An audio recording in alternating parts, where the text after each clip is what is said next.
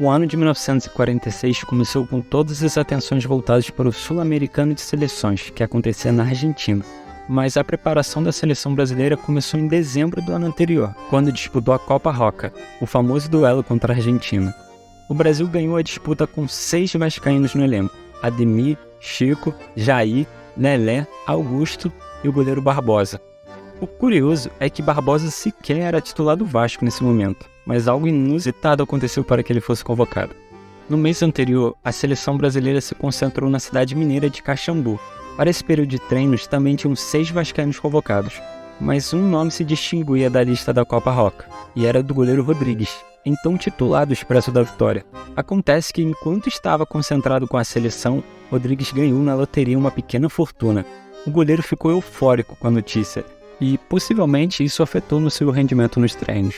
O técnico da seleção, Flávio Costa, o colocou na lista de dispensa, e ele acabou não participando nem da Copa Roca e nem do Sul-Americano. Quando Rodrigues foi dispensado, a seleção já estava concentrada em São Paulo, se preparando para o primeiro jogo contra a Argentina, que aconteceria no Pacaembu.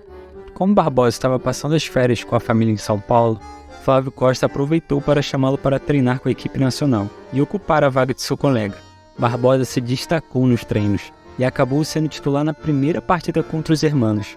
Mas ficar muitos meses sem jogar numa partida oficial e voltar justamente contra o poderoso esquadrão argentino, obviamente não daria muito certo. O jovem goleiro não conseguiu mostrar seu potencial e acabou perdendo espaço nas convocações seguintes. No início de 1946, aconteceu o Sul-Americano. O Vasco cedeu 5 jogadores para a competição: Ademir, Augusto, Chico, Jair da Rosa Pinto e Lelé. E mesmo tendo uma grande equipe, os brasileiros não conseguiram superar os anfitriões argentinos, que além de contarem com uma grande geração, fizeram um jogo considerado sujo. Os jogadores argentinos agrediram os brasileiros muitas vezes, o que fez a seleção abandonar o gramado aos 30 minutos do primeiro tempo, quando ainda estava 0-0. Os jogadores brasileiros só voltaram a campo uma hora depois, por receio do ódio do público argentino. Os argentinos se aproveitaram da situação para vencer o jogo por 2-0. E apesar de serem tratados como heróis, os jogadores brasileiros seguiam na seca de títulos no exterior, o que gerava um grande incômodo no país.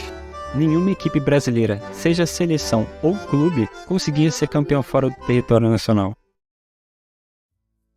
Logo depois da derrota do torneio sul-americano de seleções, os vascaínos ficariam ainda mais tristes. O contrato de Ademir chegava ao fim, e o clube tentava renová-lo com a concorrência de São Paulo, Fluminense e Peñarol. E no fim das contas, o Vasco não conseguiu chegar aos valores pedidos pelo pai de Ademir, que era seu empresário, e desistiu da renovação.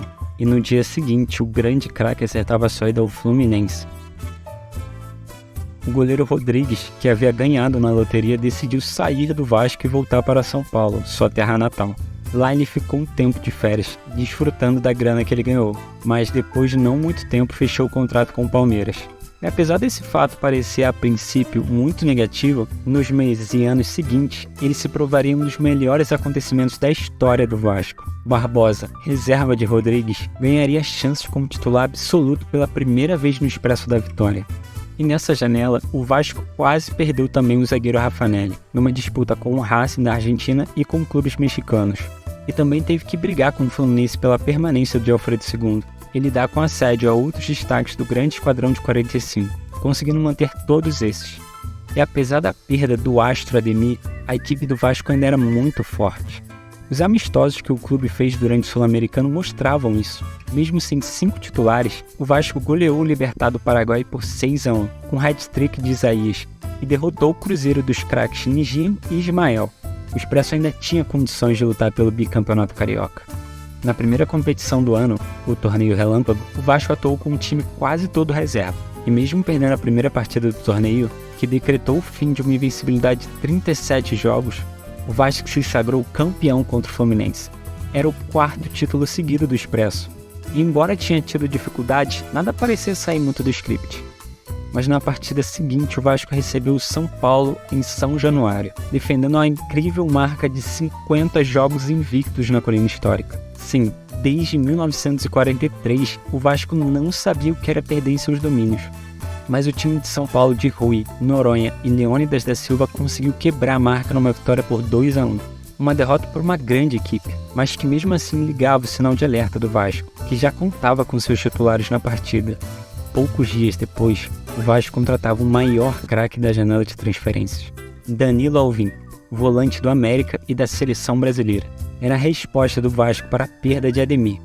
Depois disso veio o torneio municipal, que o Vasco também começou disputando com os reservas, enquanto os titulares faziam uma excursão de muito sucesso pelo Brasil, passando por Minas, Bahia e Pernambuco, vencendo todos os 8 jogos que fez e marcando 40 gols, aplicando inclusive a maior goleada já sofrida pelo Sport Recife na história do clube pernambucano, um 9-2. Quando os titulares voltaram ao Rio, alguns foram sendo integrados ao time do torneio municipal, e com uma bela campanha tendo shows de Chico, Lelé e Isaías na reta final, o Vasco acabou empatando com o Fluminense em pontos. A decisão do título foi feita então numa melhor de 3. E a primeira partida foi muito ruim para o Vasco. Logo aos 6 minutos de jogo, Isaías se contundiu seriamente numa disputa com 2 zagueiros tricolores, e o Vasco ficou com um a menos. Os jogadores do Vasco se perderam após a lesão do centroavante e logo aos 29 minutos o Fluminense abriu o placar. O Vasco ainda teve 4 expulsos, terminando a partida com apenas 6 jogadores em campo e com uma derrota de 4-1 no placar. Os vascaínos reclamaram muito da arbitragem do jogo. Como o torneio municipal não dava a punição de perda de um jogo aos expulsos, todos puderam retornar. Porém, Isaías e Jair não voltaram. Isaías pela lesão e Jair por opção técnica. E mesmo sem os dois, a equipe conseguiu se recuperar da derrota. E com gols de Lelé e Elgin, o Vasco venceu por 2-0, levando a decisão para a terceira partida, já que a final não possuía critério de saldo de gols. E no terceiro jogo, o Vasco venceu novamente o Fluminense, dessa vez por 1-0.